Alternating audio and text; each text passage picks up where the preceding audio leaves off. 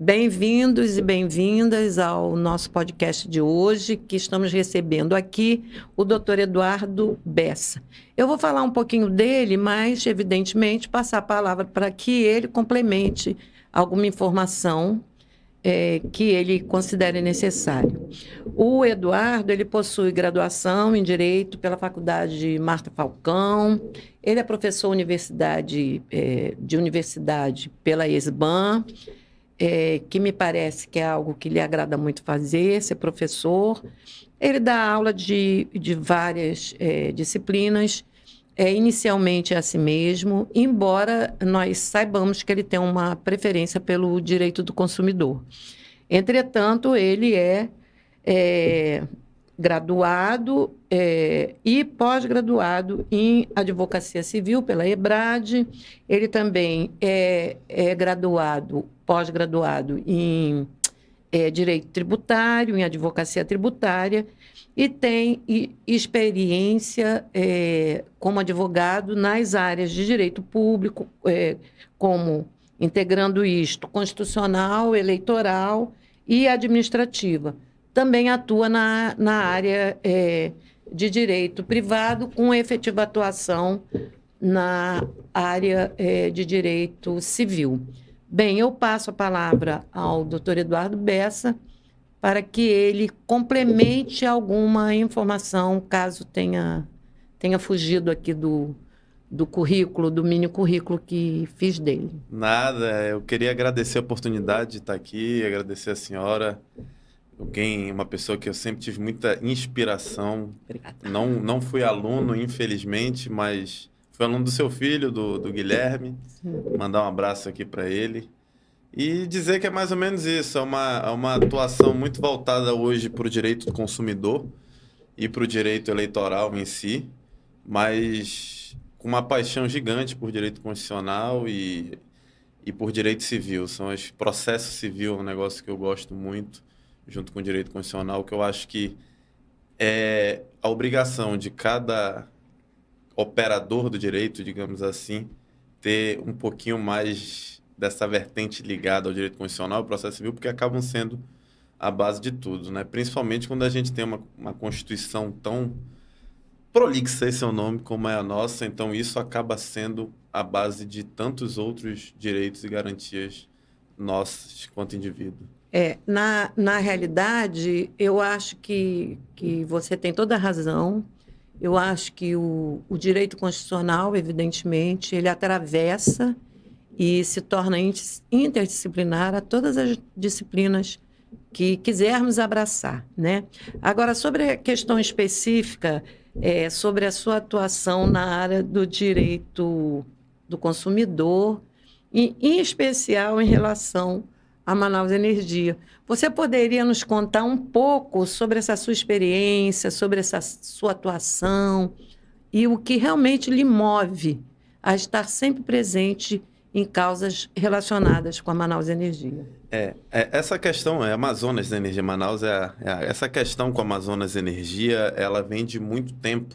Não Sim. Parece, mas ela vem de antes de eu me formar. Eu tinha um pai que era cadeirante e em 97 ele teve um AVC, ficou cadeirante, e de lá para cá minha mãe tomou as rédeas da família, né? E eu, criança, muitas vezes via aquela agonia do corre-corre diário da minha mãe para ter que ter que sustentar 2 filhos. Meu pai já se aposentou por invalidez e tudo, mas ela ter que cuidar do meu pai, abrir mão do emprego dela para ter que estar mais presente dentro de casa. E eu, algumas vezes vi a Amazonas Energia enfurecendo muito ela por conta de práticas abusivas, né? Que não era Amazonas Energia, foi a Eletronorte um tempo, foi a Eletrobras outra época, mas a concessionária fazendo essa prática abusiva de forma muito rotineira. E isso foi despertando em mim uma revolta. Todo estudante de direito é um pouco revoltado com alguma coisa, e a minha revolta sempre foi muito em cima do que é injustiça de fato. E hoje a conta de energia, ela representa em torno de 30% do salário, do salário de qualquer que seja a faixa de renda da pessoa. Hoje, uma pessoa que ganha R$ 1.412 no salário mínimo vai pagar ali em torno de 30%, 25%, 30% de conta de energia, o que é desumano para o tipo de serviço que nós recebemos em troca.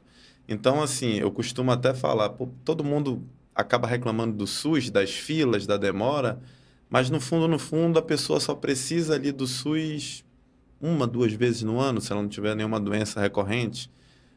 Todo mundo reclama da segurança pública, que de fato é ruim no nosso estado. O estado está entregue, mas você não é assaltado todo dia, todo mês. Você acaba tendo... foi assaltado tantas vezes, mas não é todo mês. Mas a Amazonas Energia, todos os meses chega aquela fatura.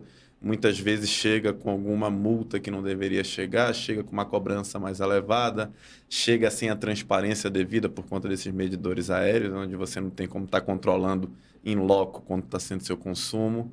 E isso vai minando psicologicamente, mentalmente as famílias, as pessoas, porque chega no dia 25, você já começa a ficar preocupado como você vai pagar sua conta de energia do dia 1º. É o cara que acorda 3 da manhã, 2h30 da manhã para desligar o ar do quarto dos filhos, porque ele tem que poupar energia. Por onde passa vai apagando a luz, você fica meio que refém daquilo. Você vive numa prisão por conta daquilo. Não passa, não liga, tá um calor danado, a gente sabe como é Manaus, a pessoa não liga à tarde o ar-condicionado, liga um ventilador, porque sabe que vai vir muito mais cara a energia.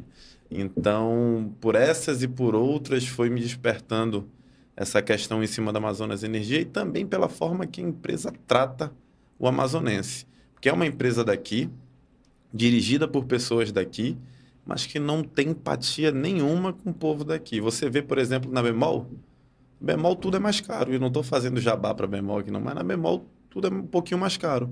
Mas o amazonense não larga a mão da Bemol. Por quê? Porque o amazonense sabe que nos momentos de dificuldade da sociedade, a Bemol está ali.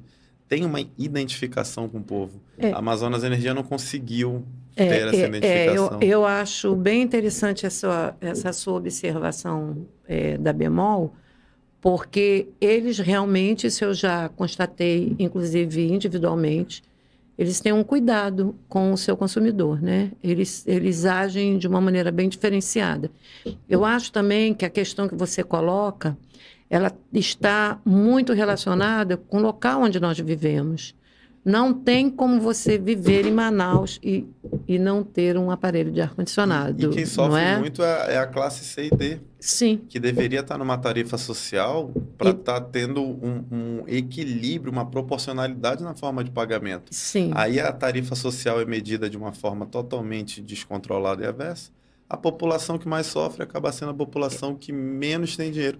E aí você tem gato no condomínio de luxo, você tem a ligação clandestina no Parque 10, na Chapada, mas você só acaba olhando para aquele que é menos favorecido. Para aquele que é o menos favorecido. Agora, o interessante sobre essa questão de gato é que outro dia uma pessoa disse assim para mim, olha, a minha conta de luz veio tão baixa esse mês.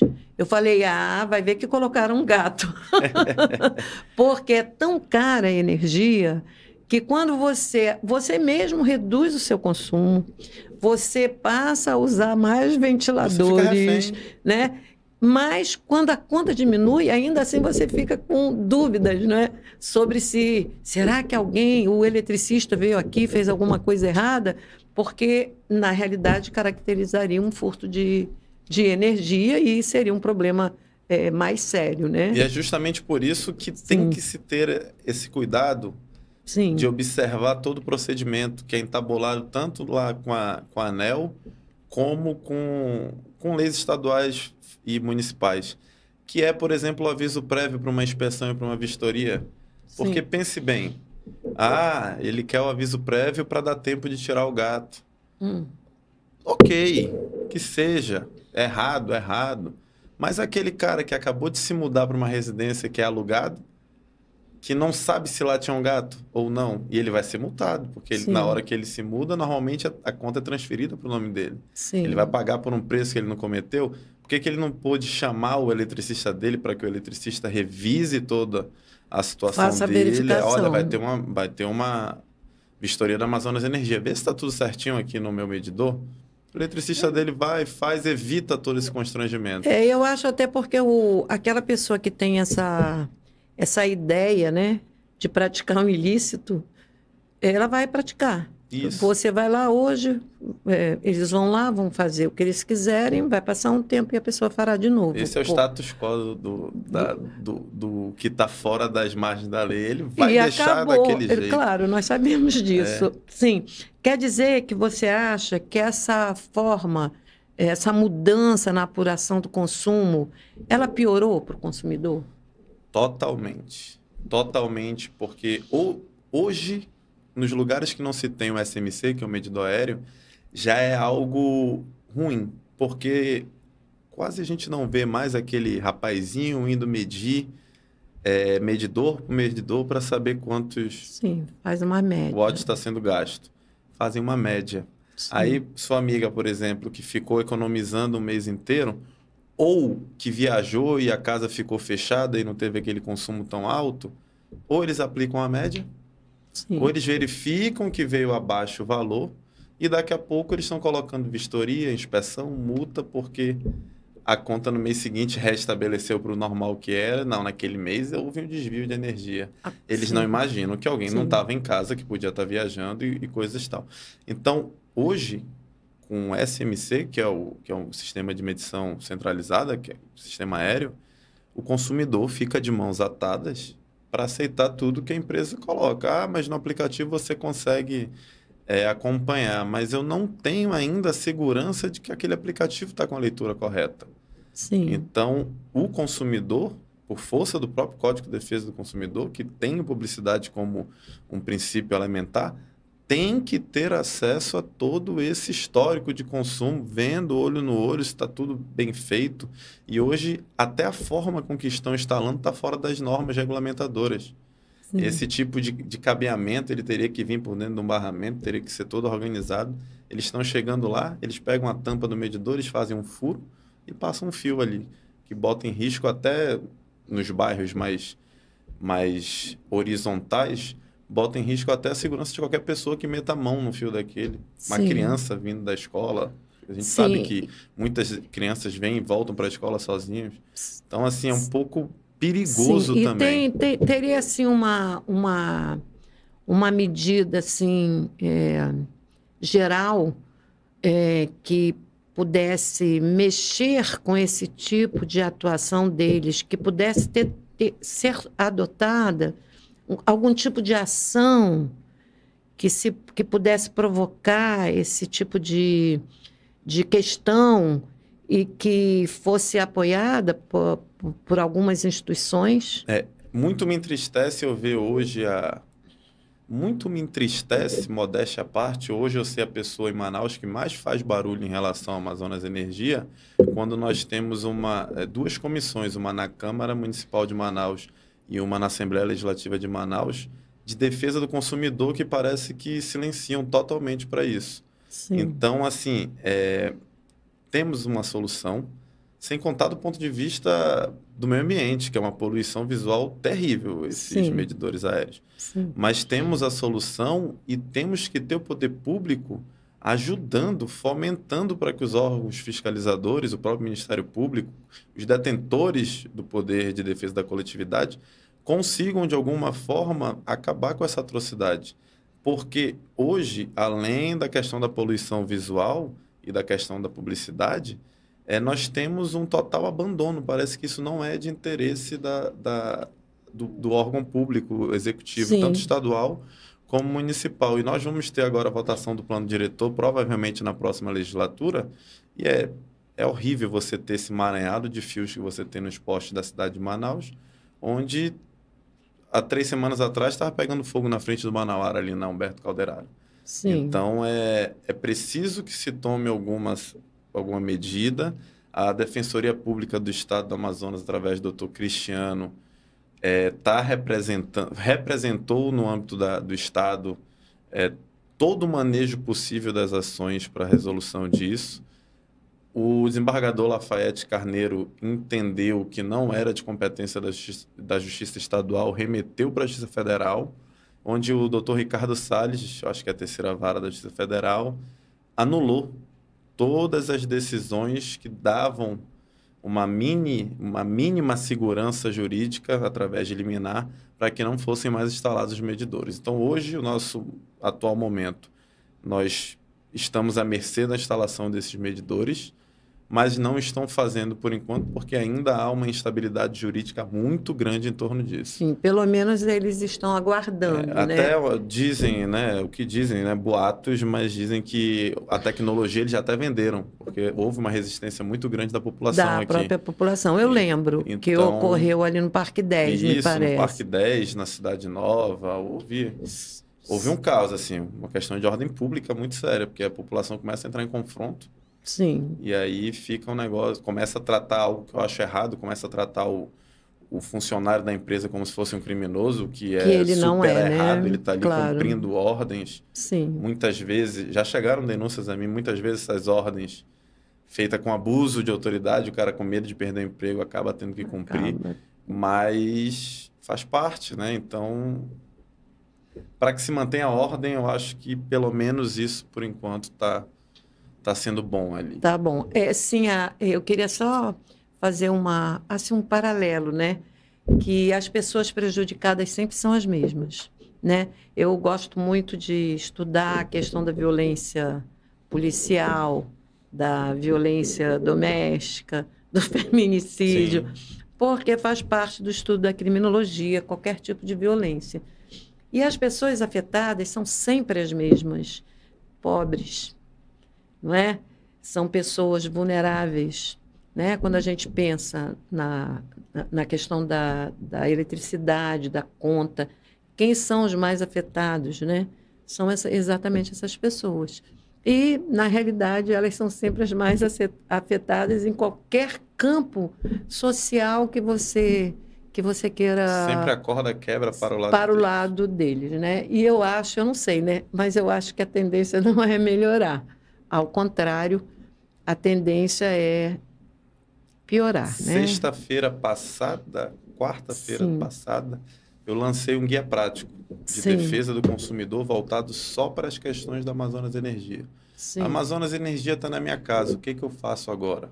E eu trago as 10 principais dúvidas que a população pede, pergunta. Sim. Porque eu acho que a educação, eu acho que você conhecer os seus direitos leva à luz. Para cada um desses menos favorecidos, ao ponto de saber até onde vai o direito da empresa, até onde é um abuso ou não de poder, porque assim você consegue se proteger de maneira mais ampla. Assim, tem muita gente que desconhece quase todos os seus direitos no campo do direito do consumidor voltado para a concessionária de energia. E isso é muito triste, porque o conhecimento dá o poder.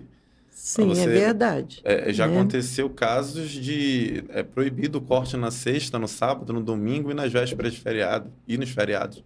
Já aconteceu casos da Amazonas Energia estar querendo cortar uma luz onde todas as contas estavam pagas, estava tendo algum erro no sistema, numa sexta-feira. Por sorte, eu estava perto, a pessoa me ligou, eu fui lá, conseguimos reverter a situação. Mas, assim, é uma situação muito complicada por falta de esclarecimento, por falta de conhecimento. Sim, quando que nós vamos ter a oportunidade de ver o seu trabalho lançado? Eu devo estar terminando de gravar esse guia prático, eu fiz todo em vídeo para facilitar a compreensão. Sim. Agora, na próxima quarta-feira, eu já devo estar com ele disponível em todas as redes sociais, totalmente gratuito, totalmente com caráter informativo, para que a gente não tenha problemas nem no campo da advocacia, nem no campo de dizer que eu estou vendendo curso usando o nome de uma empresa privada. Então, totalmente informativo. Uma cartilha. Eu acho que nesse aspecto eu observo que você é uma pessoa bem cuidadosa, né? Com o trabalho que faz. Agora, por último, sobre a Manaus Energia, para nós passarmos para outras questões, parece que os seus alunos andaram lhe apelidando de alguma coisa, algum nome especial, pelo fato de você ser este defensor do consumidor prejudicado pela Amazonas Energia. Falando agora o nome correto. Estão me chamando de terror da Amazonas Energia. Eu não sei o porquê. Eu juro que eu não sei. Né? Por que será que ele é o... o terror Mas da Amazônia de eu tenho energia. esse espírito muito combativo. Sim. Principalmente quando... Principalmente não, quando eu estou do lado certo da moeda, eu tenho esse espírito muito combativo. Me dói muito qualquer tipo de injustiça nesse sentido. Sim. Do mesmo jeito que uma injúria racial me dói a hora de um corte numa casa que não deveria estar tendo o seu fornecimento de energia cortado. Cortado, é verdade. Entendeu? Então, isso me dá uma postura combativa. Sempre mantive o respeito com todos os funcionários com que lidei. Tanto Sim. é que eu não tenho nada formalizado contra mim. Mas, quando os meus estão naquele momento que eu preciso... São pessoas com as quais você se identifica. Na realidade, isso chama simpatia, né? Empatia. É empatia máxima sentir, né? Sentir que aquela dor é muito forte, né? E que você pode, de alguma maneira, estar ajudando. Isso é muito bom para um provável, quem sabe, futuro político, não é? Estão convidando aí. Né? Então, vamos aguardar. Então, eu também observei que foi um sofrimento muito grande. Eu nem gosto muito de falar sobre este assunto, porque me dói muito, não porque eu tenha tido alguma perda, mas pelo que eu vi acontecer na minha cidade, que foi muito duro. Eu choro toda vez que eu falo nisso. Então, eu queria que você me dissesse como foi, o que lhe deu a ideia de gerar, né, de pensar numa ação popular. Qual foi a motivação e em que isto resultou? O ano foi 2020, né? Nossa primeira onda da pandemia. Sim. Todo mundo trancafiado, eu era uma dessas pessoas. E aí começou aquela questão do hospital de campanha. Monta-se hospital de campanha, que era o hospital da Newton Lins. Monta-se hospital de campanha. E eu de casa estava indignado com aquelas notícias onde não se tinha EPI para os funcionários da linha de frente. Tinha gente se infectando porque não tinha EPI. E eu pensei, não é possível que vá se gastar 2,6 milhões de aluguel no hospital, onde a gente pode fazer uma requisição administrativa, pegar esse imóvel de forma gratuita por enquanto, para indenizar depois, se for o caso, com as contas mais redondas, com tudo mais estabilizado. Vamos pegar o recurso, vamos gastar com o que é importante, que é não deixar se perder vidas. E aí entrei com uma ação popular na época pedindo que sustasse pelo menos 50% do valor do aluguel. Para que aquilo fosse destinado para a compra de EPIs.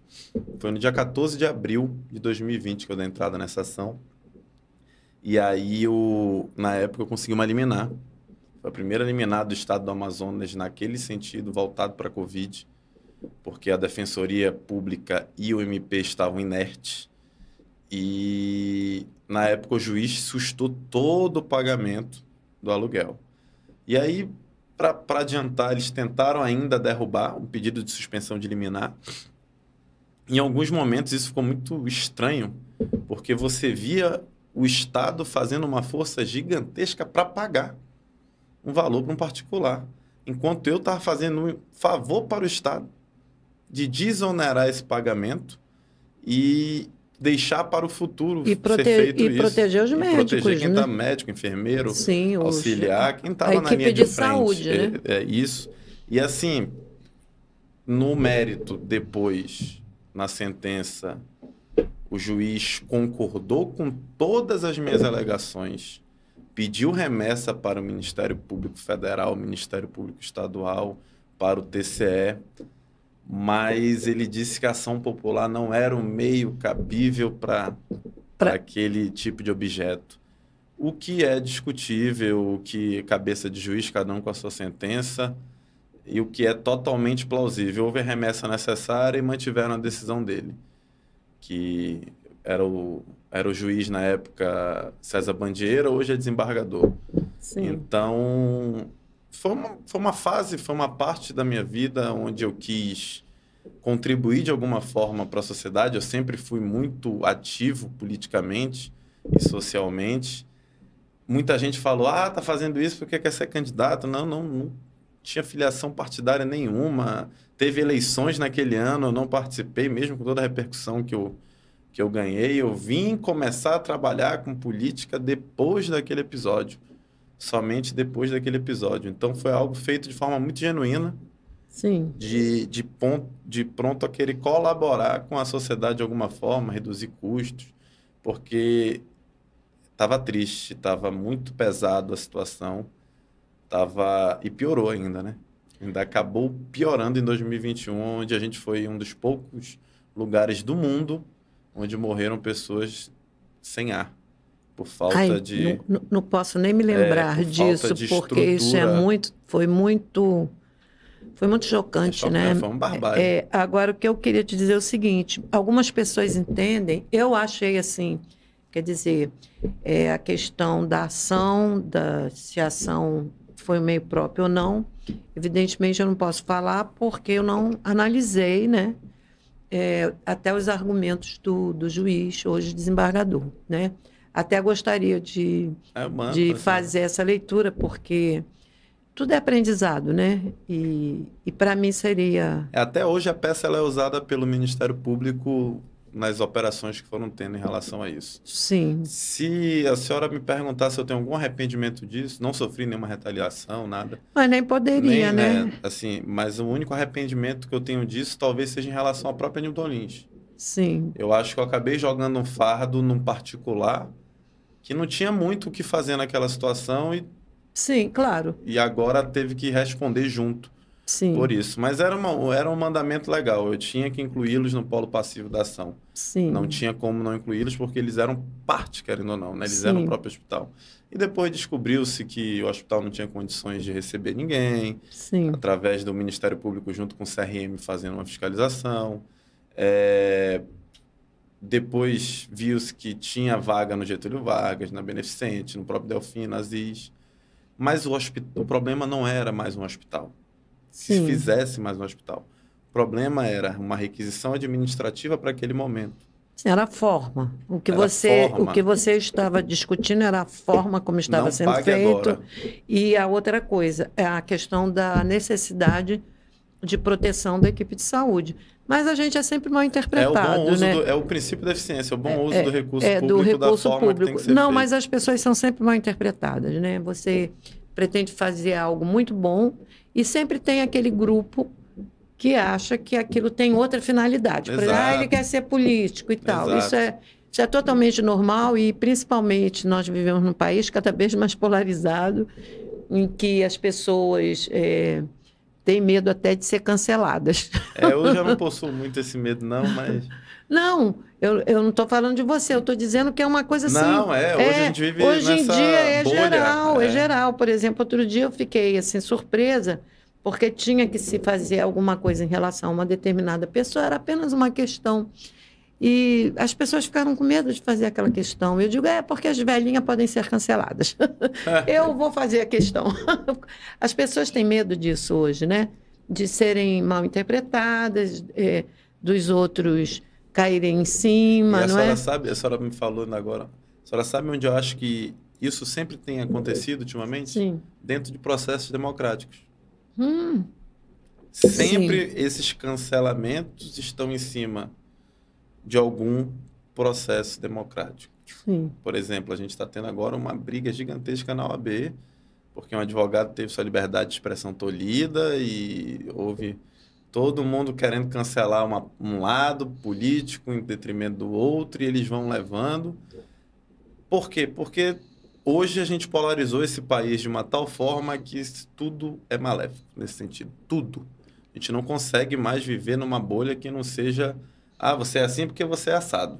É verdade. Porque você é de um lado. Você é do sempre outro. vai ser rotulado de um lado, quer dizer que acabou a neutralidade, né? Acabou. Você não pode ter opiniões neutras. Porque, acabou o centro. Né? Não existe. Eu não posso mais ser um cara que acredita no capitalismo, mas acredita na necessidade do progressismo aqui. Sim. Porque, se você é um pouquinho progressista, você é de esquerda. Se você acredita um pouquinho no capitalismo, você é de direita. Você é de direita. É horrível, né? Complicado. Agora, eu não sei se seria essa a questão, é a seguinte: você acha que nós fomos utilizados como cobaias na época do Covid? Olha, sendo bem sincero, foi no mínimo uma irresponsabilidade gigantesca que aconteceu nesse estado. Sim. A sensação de quem estava aqui, eu acho que a sensação que a senhora passou era de abandono. Sim. Eu posso até não punir por uma questão de forma dolosa, tentaram fazer experimentos ali para ver se ia ter imunidade de rebanho, alguma coisa nesse sentido. Sim. A gente tem pouco fundamento, talvez, para isso, mas que científico, foram técnico, né? muito irresponsáveis, lentos Sim. na resolução das demandas que aqui estavam como urgentes foram. Sim. Isso é um fato. Proporcionalmente, nós fomos, talvez, a cidade, o estado do mundo, proporcionalmente, uma das que mais matou gente. Sim. Por conta dessa pandemia. E há dados que eu acho que nós desconhecemos. Por exemplo, eu, pelo menos, nunca tive acesso de quantos profissionais de saúde se foram. Isso é um absurdo. Eu não sei, eu não tenho esse dado. Eu gostaria de ter esse dado, mas eu nunca... Pode ser que eu tenha pesquisado no lugar errado. Mas, por exemplo, eu me lembro, no caso da OAB, ela contabilizou os advogados que foram vítimas do Covid, né? Talvez o CRM tenha feito algo parecido, não sei, eu posso até me informar. Mas o CRM é a pontinha do iceberg. Claro, porque a maioria dos médicos também possui condições de por mais que fosse na Covid, todo mundo muito por igual. Sim. Mas eu conheci médicos que quase morreram, mas que tiveram um tratamento em casa, botaram uma UTI dentro de casa. Sim, porque tinham condições financeiras também, não é? O auxiliar. Mas o auxiliar, né? Então, eu acho que isso também é algo que me chama atenção sobre esse dado, é relacionado às penitenciárias, que, como eu já te disse, é algo que é um pouco meu objeto de estudo. Pode ser que esse dado exista, né? Mas ele não foi divulgado a ponto das mortes dentro de penitenciárias, né? Por conta disso, porque aquelas pessoas estavam juntas, né? E, querendo ou não, tendo acesso, pelo menos, com agentes que vinham de fora. Sim, que vinham de fora. Bem, agora mudando, assim, desse assunto também, eu queria te perguntar, assim, que é algo que me chama muita atenção. É o papel das agências reguladoras. Porque assim, a impressão que eu tenho, e que ela pode estar equivocada, e também não vou relatar aqui nenhum caso que eu tenha achado isso. A impressão que eu tenho é que elas não estão na minha defesa. Né? Entende? Nem como consumidora, nem como idosa, nem como nada, vamos dizer assim. Vamos dizer assim, qual seria realmente esse papel, dentro da sua visão? E se você acha que elas são...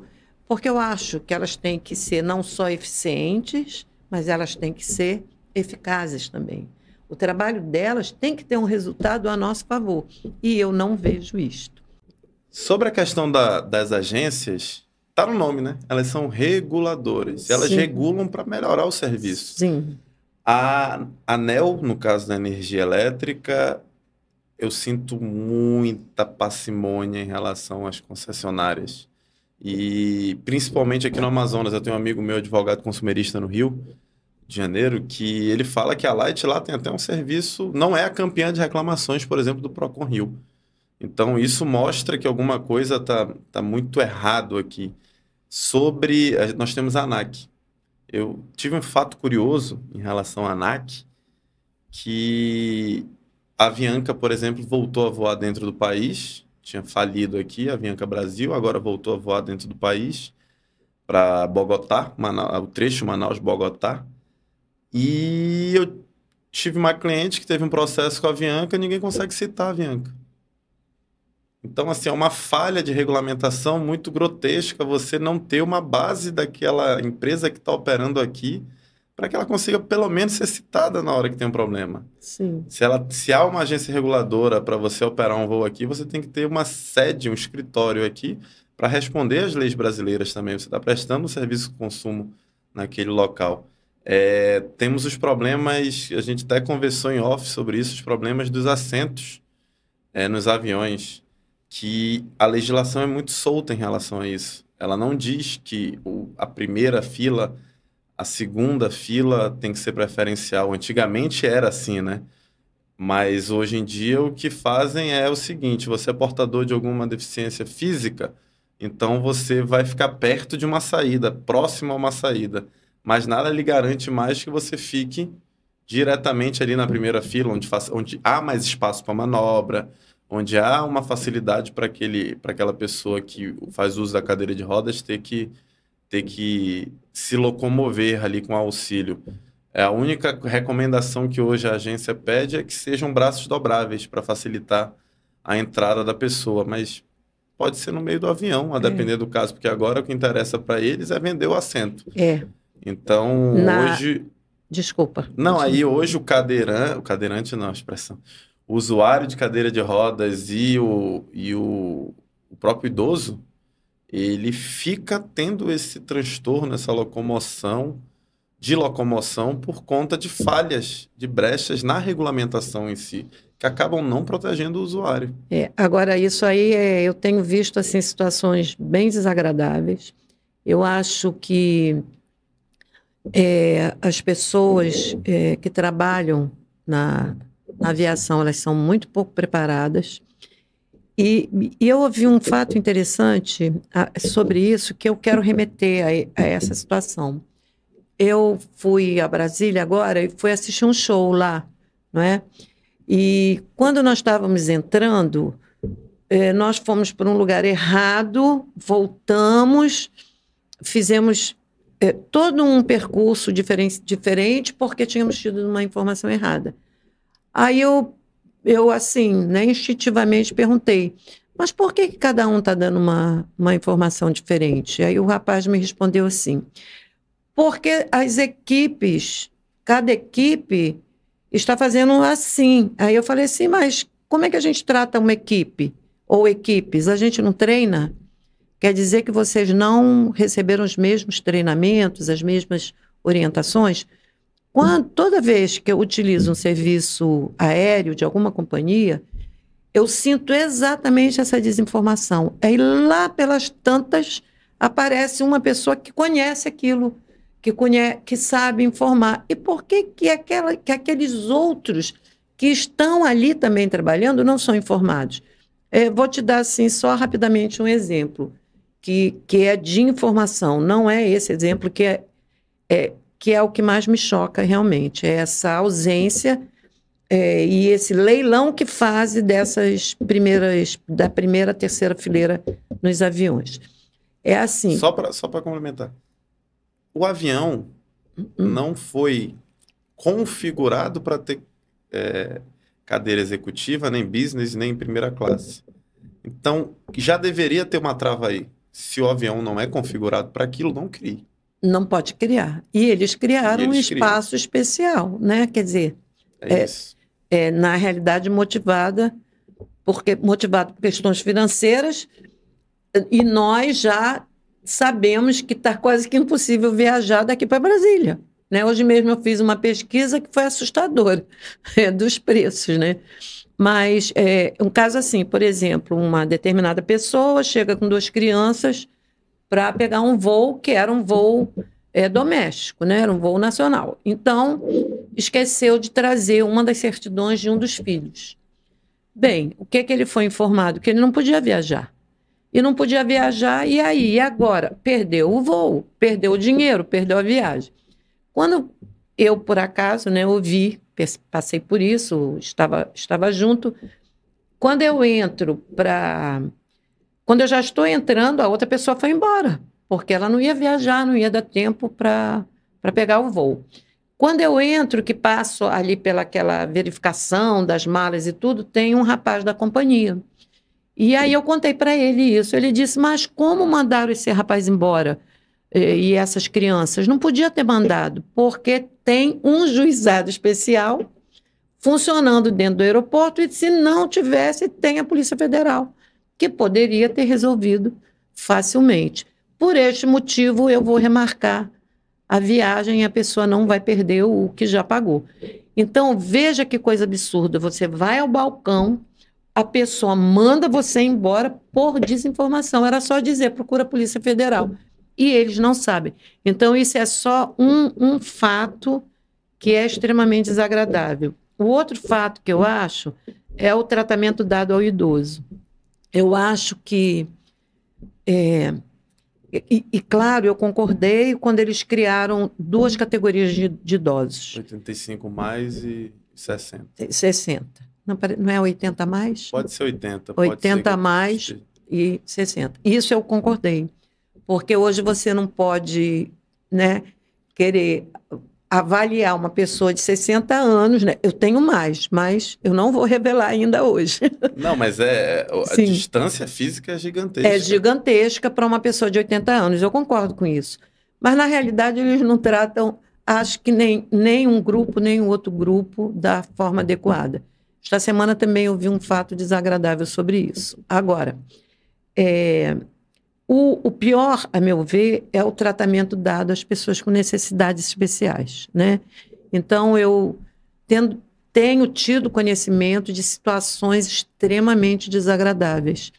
E na minha volta agora, eu vi eles carregando uma pessoa para um determinado assento, porque a pessoa não pode usar o primeiro assento, porque já está vendido. Absurdo. E isso é algo assim que eles... É peremptório. Não é delicado, não é educado. Entendeu? É tipo, isso aqui você não... Neste aqui você não vai. Você vai no que tiver. Bem, eu vou tentar resolver essa situação para vir mais perto, para estar mais perto. Mas, de qualquer maneira, geram situações graves para aquelas pessoas. Não, é constrangedor. Eles adaptam o modelo de configuração do avião para isso, porque o avião não é configurado para ter essas poltronas business, executivas, seja lá qual for.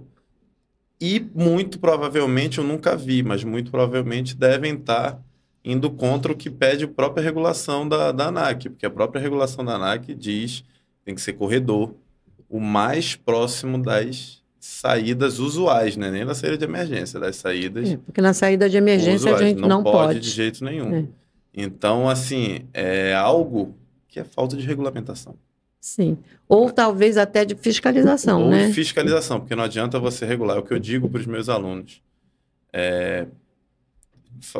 Dando aula de poder legislativo, eu falo, o Brasil é o país com mais leis sobre acessibilidade. Não cumpridas. Mas não cumpre. Aliás, não só não cumpre esta lei, não cumpre quase nenhuma. Aí vem muito parlamentar, não, eu tenho uma produção legislativa gigantesca, mas a qualidade, quando a gente vai olhar daquela legislação, e o principal, que é a fiscalização, se aquela legislação está sendo cumprida, é zero. Eu acho até que talvez essa questão da fiscalização tenha relação com o excesso de legislação. É isso. Né? Porque poderíamos ser mais objetivos, né?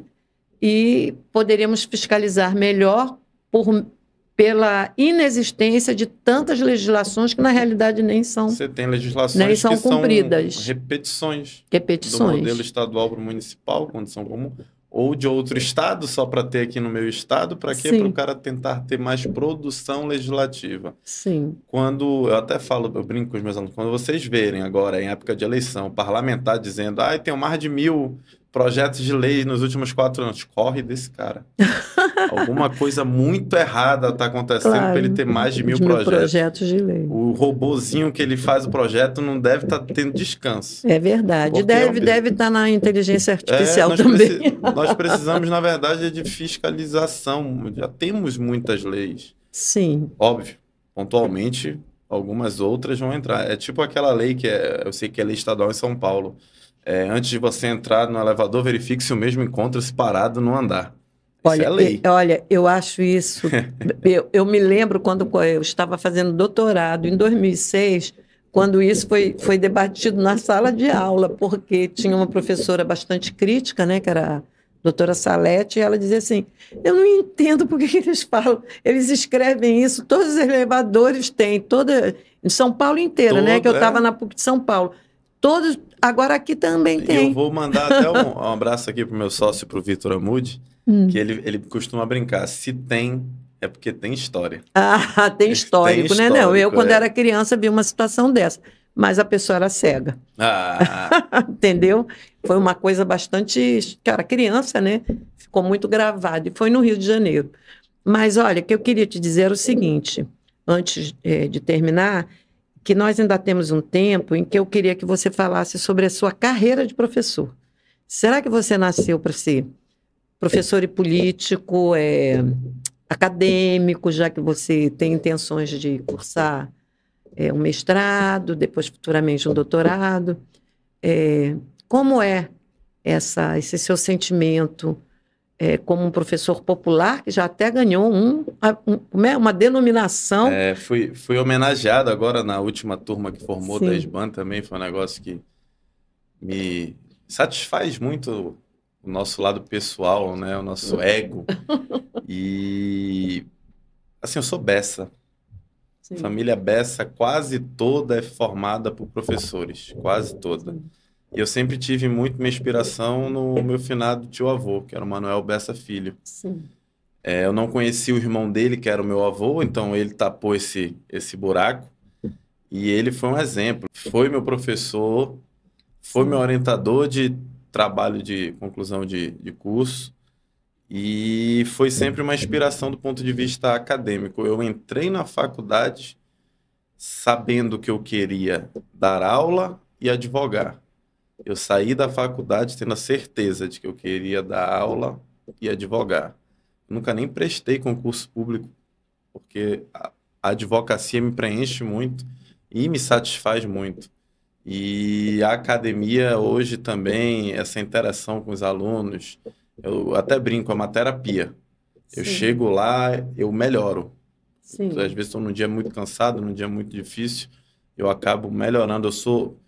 Tento ser uma pessoa que se entrega dentro de sala de aula, que acaba sendo amigo dos alunos fora da sala, e realmente sou realizado dentro de sala de aula.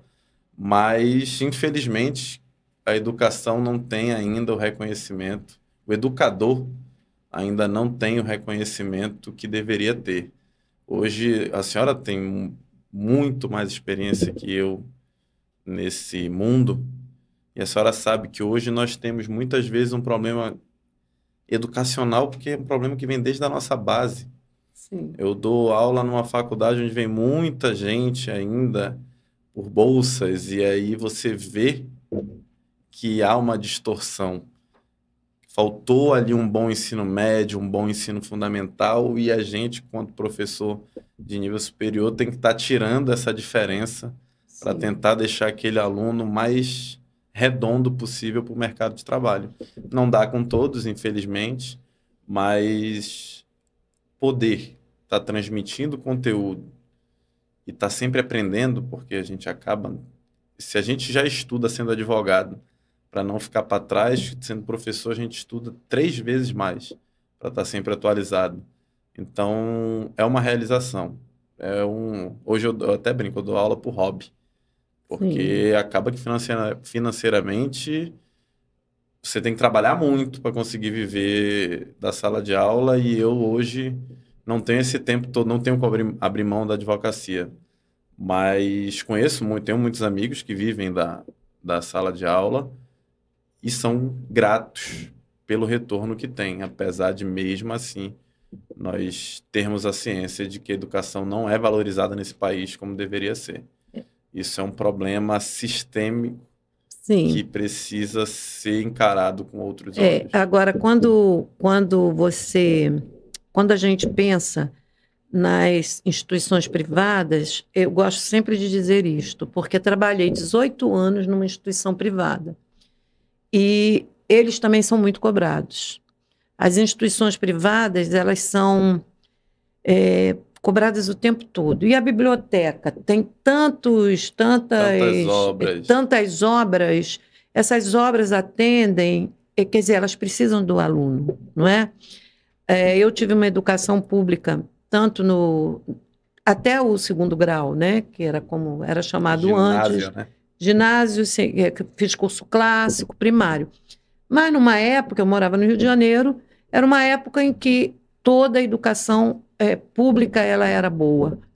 Hoje ela não é. Então, realmente, o aluno entra na instituição privada com algumas deficiências. Eu costumo sempre tratar os alunos, sempre costumei, agora não estou dando aula, a dizer a eles: todos nós somos capazes. Isso. Todos nós podemos superar as nossas deficiências.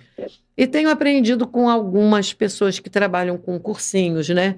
Que elas dizem assim: nem sempre o que passa é o mais inteligente.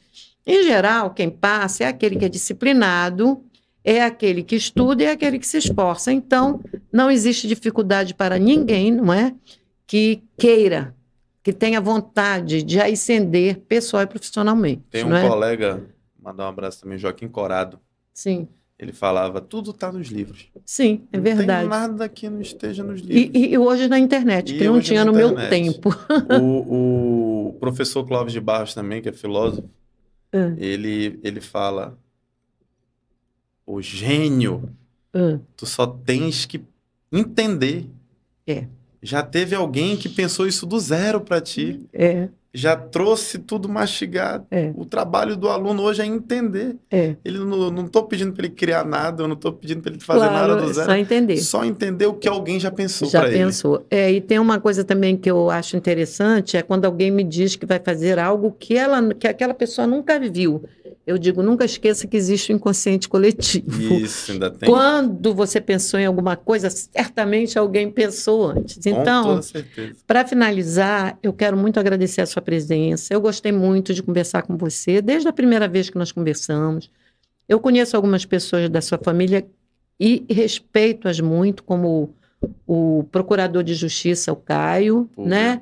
O procurador que trabalha na Universidade Federal, que é o André, e a procuradora do Estado, que é a Indra. São irmãos, André e Indra. São pessoas, né, brilhantes, como toda a sua família, como você está mostrando que é, e desejo vê-lo qualquer dia lá numa comissão do consumidor em algum local, Assembleia Legislativa ou Câmara dos Deputados, tá?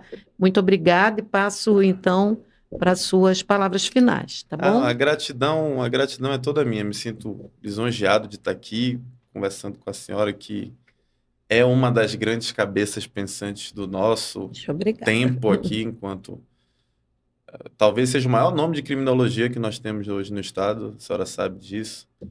E é uma honra, sempre que eu converso com a senhora, eu aprendo muito, saiba disso, a gente acaba aprendendo muito. Tem uma relação com a família, desde o Guilherme, que foi meu professor de sociologia na faculdade. Infelizmente não tive aula com a senhora, mas dizer que foi uma honra participar do seu podcast, levar um pouquinho do Eduardo Bessa para quem está assistindo, e dizer que a senhora não pedir, que a senhora não pare, continue aqui sempre que possível, trocando figurinhas, trocando esses assuntos com pessoas que têm muito a agregar à nossa sociedade. Muito obrigada. Tá? Eu que agradeço.